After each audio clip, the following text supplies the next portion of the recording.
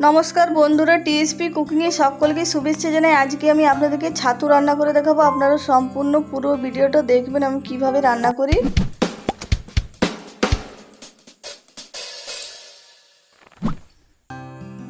আর আমি এখানে দেখুন ছাতু নিয়েছি। এটা কিন্তু প্যাকেট ছাতু না, এটা মাঠে ফুটে আর এটা বাজার থেকে কিনে নিয়েছি ছাতুটা।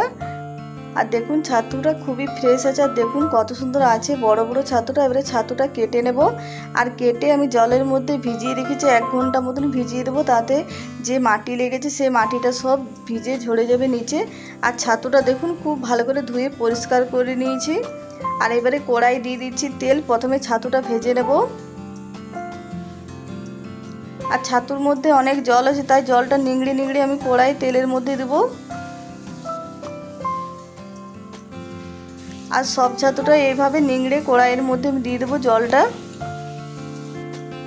জলটা নিংড়ে দেবো, তাহলে ছাতুটা ভাজা হবে তাড়াতাড়ি।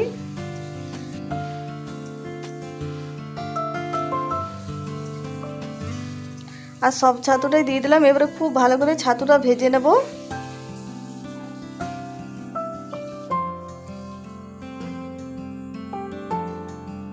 আর ছাতুটা অনেকক্ষণ নাড়াচাড়ার পর দেখুন কতটা কম হয়ে গেছে, ছাতু থেকে দেখুন কত জল বের হয়েছে। আর এবারে ছাতুর মধ্যে দিয়ে দিলাম হলুদ গুঁড়ো, দিয়ে দিলাম পরিমাণ মতো নুন। আর এবারে দিয়ে দিচ্ছি তেল ছাতুর মধ্যে।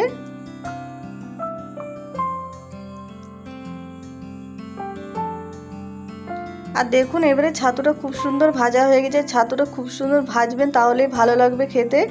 আর খুব সুন্দর ভাজা হয়ে গেছে, এবারে আমি নামিয়ে নেব।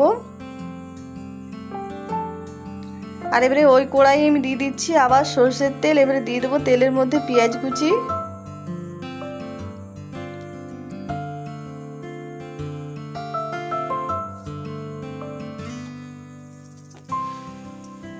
আর এবারে এর মধ্যে দিয়ে দেবো আলু কুচি। আপনারা চাইলে আলু দিতেও পারেন, না দিলেও হবে। আমি আলু দেব, তাই আমি আলুটা দিয়ে দিলাম। আর আলু পেঁয়াজ দুটোই একসঙ্গে খুব ভালো করে ভেজে নেব।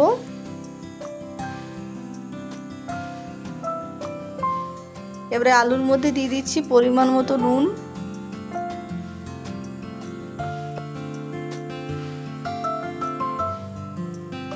আলু পেঁয়াজ দুটোই খুব সুন্দর ভাজা হয়ে গেছে। এবারে দিয়ে দিলাম রসুন বাটা, দিয়ে দিচ্ছি জিরে আদা কাঁচা লঙ্কা বাটা,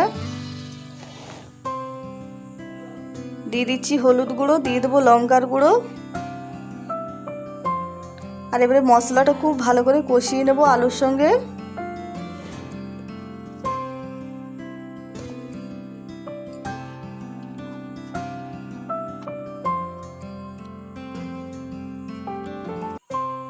আর খুব ভালো করে কষানো হয়ে গেছে। এবারে ভেজে রাখা ছাতুটা দিয়ে দিচ্ছি। আর এবারে ছাতুটা খুব ভালো করে মিশিয়ে নেব। আর ছাতুটা দিয়ে কিছুক্ষণ নাড়াচাড়া করে নিয়েছি। এবারে দিয়ে দিচ্ছি এর মধ্যে জল। আর জল দিয়ে ভালো করে মিশিয়ে নিলাম। এবারে ঢাকা দিয়ে দেবো যাতে আলুটা সেদ্ধ হয়ে যায়। আর এবারে ঢাকা দিয়ে দিলাম। কিছুক্ষণ পর ঢাকাটা খুলে নেব।